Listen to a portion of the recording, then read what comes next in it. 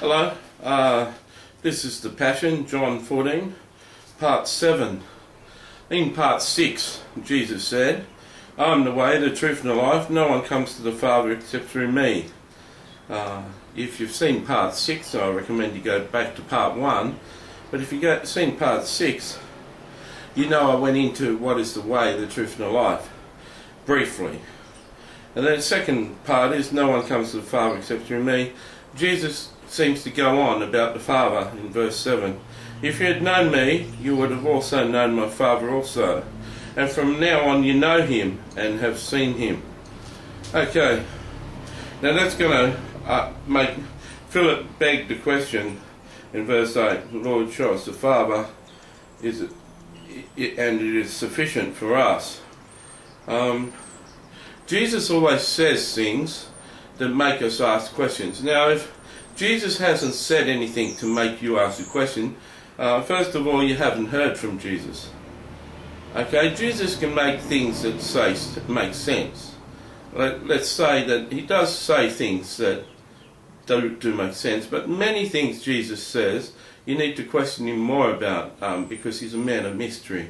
Jesus he's a rabbi. He likes his students not just to accept what he says, he likes his students to question him and push him and get things out of him. He doesn't like just to teach students and then test them on their knowledge.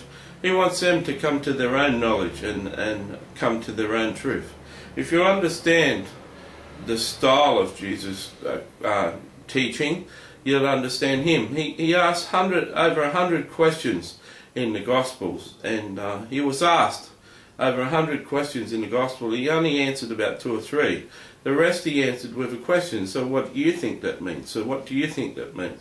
That's a better teacher. A teacher who just asks the questions has students that are always lazy and always not knowing the answer. But a teacher that asks the student back the question makes the student really think. Okay? So if you'd known me, you would have known my Father also. And from now on you know him and have seen him. Is that true of you? Is that true of you?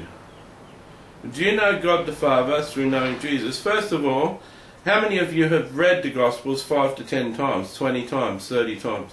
How many of you have spent hours and hours and hours in the Gospel? How many of you truly, truly, truly know Jesus Christ, in and out? How many of you know all these parables and what they mean? How many of you know everything he said and why he said it and what it means? I'd say that amount of people would be rare. I've spent 5 years in the Gospels before and still didn't know what every parable means.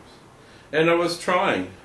So I know the answer to that question is very rare, that someone knows Jesus very well. They know about him, they know of him, they've heard of what preachers say of him, but do they know him themselves? And this is the question we're getting to here. These apostles have spent or disciples at the time, had spent 3 years with Jesus, watching him do miracles, watching him talk, watching him do parables, watching him explain the parables to them.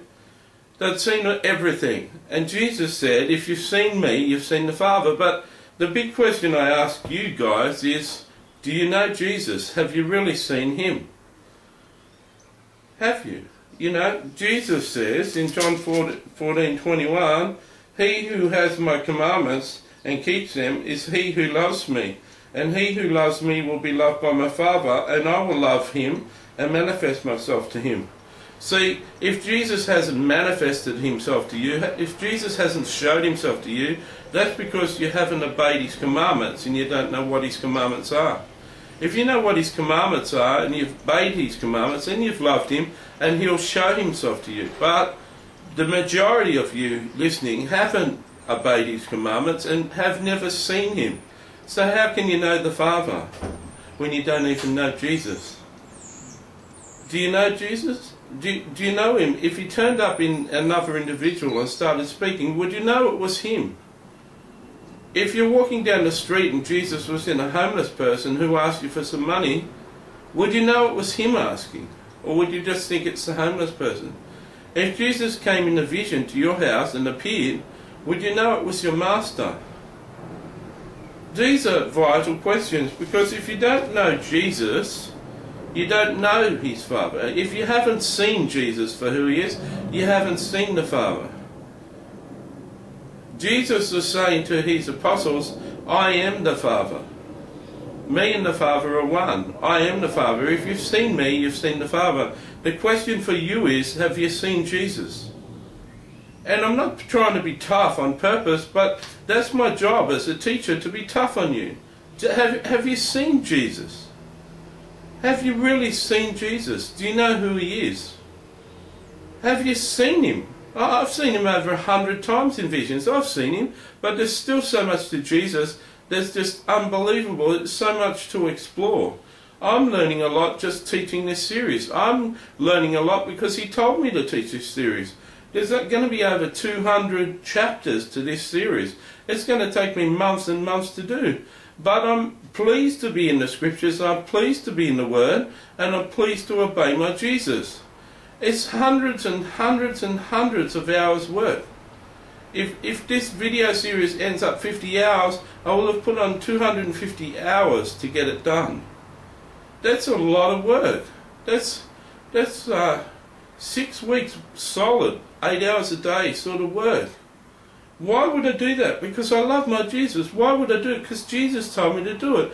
Do I know Jesus? I know him sufficiently. I know him a lot more than most of you. So why am I being tough? Because he's telling me to. Because he's putting the words in my mouth. Do you know Jesus? Have you seen him? You need to repent. You need to say, Jesus, I haven't seen you. Please lead me in the way that leads to life so that I can see you. I'll see you in the next section.